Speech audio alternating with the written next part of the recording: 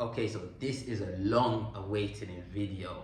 Now, for those of you that are already subscribed or have been following my journey on TikTok, you would have known that I left the UK. And time has just flown by so fast. I remember when I first left, I made a YouTube video about why I left, and I was hoping to be consistent in my journey to show people what's going on, blah blah blah.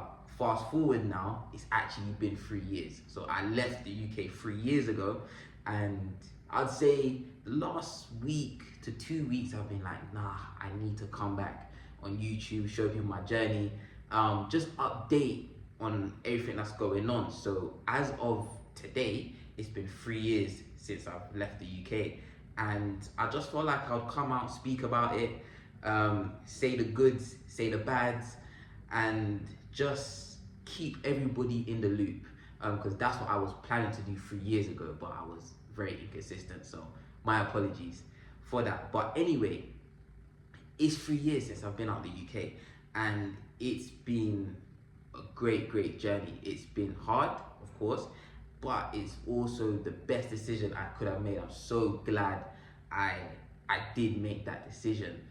And yeah, so to start, you know what, I'm just gonna go through, like, well, firstly why I left, the pros and cons of leaving, and just kind of let you guys into my life a little bit more. So I left when I was 20, and I'm now 23. And I remember when I was back in the UK, I felt trapped. Like, don't get me wrong, this is not a video about shitting on the UK, because I had a great time there. My family's there, my friends are there, I had a lot of fun there. I went to school there, I was born and raised there. So it was fun, but there was a feeling of enclosure. Like, I felt enclosed, I felt trapped, I felt like I couldn't go from A to B. Now, I don't know if those feelings were real or if it's true, but I just felt how I felt. So I felt like it was time to start something new, to start a new journey. So I left a few years ago, and of course I still speak to all my family back home in London, all my friends, and a lot of people. There's been no one that's told me to go back. Like, everyone's saying, right, it's getting worse, like, it's not the place to be, it's getting worse. So it makes me happier with the decision that I made. It makes me realize, okay, I made the right decision, there's nothing there for me, don't go back, kind of thing. Because not one person has said, oh, this is happening, that's happening, it's getting better, things are changing.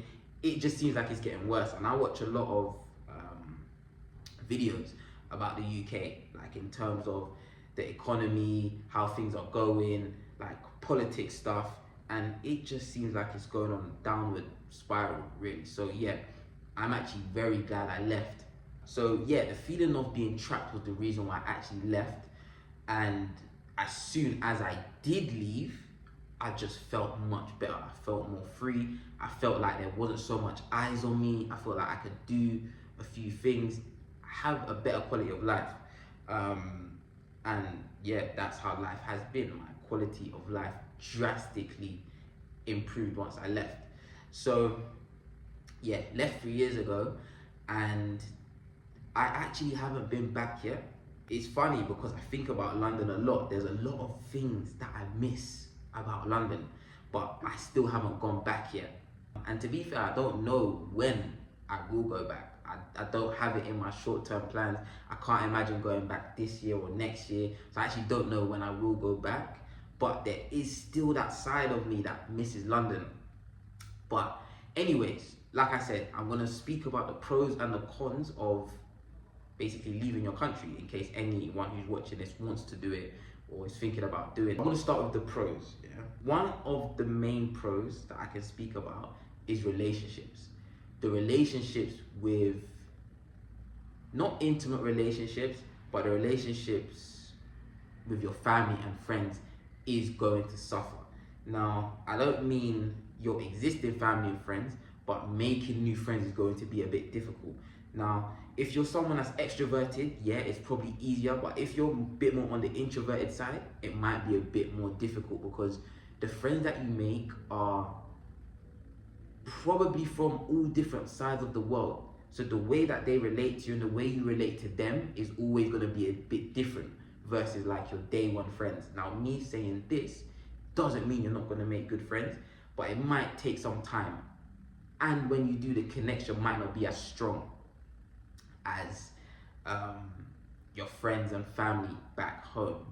So if you are thinking about moving and you're someone that really loves family or really wants to be around family and friends, then definitely take this into consideration, because it's not an easy transition to make, especially if you're going to move countries by yourself. Maybe if you're going with a few friends or family, it's easier. But if you're going by yourself, yes, it's going to be a little bit difficult. But saying that, of course, there is ways to find good people, good friends. Yeah, don't let that stop you, but just keep it in mind. So yeah, friends and family is the first. Second con, I would say, is probably your visa situation. Being born and raised in the UK, I took it for granted, like how it works in terms of I'm born there, I don't need a visa, I can get work, I can get everything I really need because I'm born there. Versus when you are living abroad, there's visa requirements. The visas aren't cheap. Sometimes they're complicated. It's not just a simple and easy procedure. So the visa is something you definitely need to take into consideration. And if you are planning on staying somewhere long term, you are going to need the proper visa most of the time. So I've had a few crazy stories with visas that have gone completely wrong. And those situations are stressful, they're annoying, they feel inconvenient, but you can't really avoid them. It's just part of moving. But for me, yeah, sometimes the visa has been a big, I won't say a big struggle, but it has been a few ups and downs. Now, it's not been bad enough to where I needed to go home or anything like that, but when you're coming from a place that you live in, not needing a visa or not needing certain things to needing a lot of things, sometimes it can be annoying. So if you are planning on going somewhere long term, just make sure that you've got your visas and that's sorted out, you've got the money ready for it, because it can be a bit of a headache, I'd say. Another con, I'd say, is missing home a lot. Now, I don't miss home enough to the point where I would go back, but I definitely do miss it. And I think about home a lot. It's the home comforts that I miss. The food, just driving down the roads I know, seeing people you know, going to your local corner shop. Those feelings you miss. And for me, maybe because I haven't visited, those feelings don't go away. They're not as strong as maybe they were a year and a half ago, but I do think about London quite often. And that can be very difficult. Now, I've gotten used to it. Like, I just think about it, I miss it, then move on. But for others, it might be a bit harder to the point where you do feel homesick. So for most people that are looking to travel, it's probably better if you've got a plan that you're gonna be back and forth. Like, if you live somewhere, maybe you can go back home for some time, that kind of thing, because you're definitely going to miss it. Even if right now the country you're staying in, you don't like it, you don't like your city, once you leave, you're gonna be like, I miss that food spot, man, or I miss walking down the road and seeing this person all the time, or whatever it is, you're definitely going to miss it. So I'd say that is another con of leaving. On a brighter note, there is many pros. Now, the pros for me has been, I've had to grow up. Like, I left when I was 20, I'm now 23, and I've had to grow up faster and adapt much more. You're in another country, at first you don't speak the language, everything works differently, there's a completely different culture, there's a lot that you have to adapt to, and once you know that you can adapt, it just makes you that bit more confident. Like, okay, I've moved, I can adapt, so therefore I can do this or I can do that. It just gives you that confidence to push through things. And because of the confidence boost, it allowed me to put myself in work environments that I might not have been able to get in if I was still back in London. So I think, yeah, being able to adapt is definitely a a pro.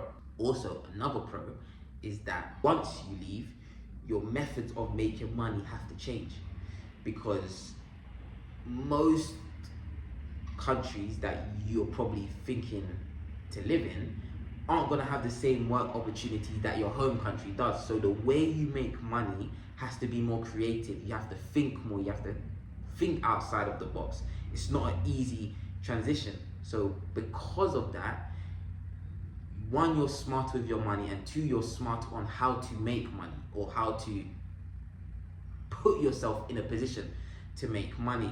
And that has benefited me a lot. I always wanted to do Airbnb, and now that's something that I do. I'm not going to go into depth in it on this video, but I will leave some of my links in the description in case you want to speak about that. But being able to do Airbnb just came from me being in a whole different country where the way I made money, or was trying to make money, had to change. So it puts you in the deep end is basically what I'm saying. So I'd say that's definitely a pro. Another pro, of course, is depending on where you live, your quality of life is just going to improve. Like, my quality of life has drastically improved from London. I've got time to do sports. I love to play football, so I get time to play football, I get time to watch football, I can go out to eat when I want. You have much more freedom because your money goes much further. So you can do a lot of things at such a lower cost, really, that your life increases. So because of that, you're probably happier, you can probably do more, you meet more people because you're more open. It's just a better life. Now, that of course depends on where you go. There's probably people that have gone to places that they've ended up not liking, or the quality of life hasn't increased. But most of the time, if you're going from London to somewhere else, it's going to be a bit better than London in terms of the quality. If I had to go back and make the decision again at 20, would I leave the UK or would I stay? I'd 100% make the same decision. Like, leaving the UK for me has changed my life around to the point where I wake up and I'm grateful. I'm so grateful that I'm not there and I'm here. And there's just so much to learn. You feel like you're just in a big world, finding yourself, finding out how other people work, how they maneuver, how cultures work, how different things are. And one thing that I learned quite early when I left was that the world doesn't revolve around London. Like, when you're there, when you're in London, it feels like the world revolves around London, the world revolves around the UK, but it really doesn't. And I'm really grateful that I learned that. I'm grateful to know that UK isn't the be all or end all. There's things happening everywhere in the world. And knowing that just expanded my brain. It really opened my mind up to what's happening, what's going on. So if I had to go back and make a decision again, I definitely would. Leaving the UK is something I'm so glad I did. Anyway, I just wanted to come back after 3 or 2.5, 3 years of making a YouTube video. I just kind of wanted to just come back, update you guys, let YouTube, you guys, the world know that I'm still here, and that I will be trying to post more, and on TikTok too. But yeah, this was just a short video. If you've got any questions or anything, feel free to let me know in the comments and I'll get back to you in the comments, or I'll make a video based on some of you guys' questions. But yeah, man, take care.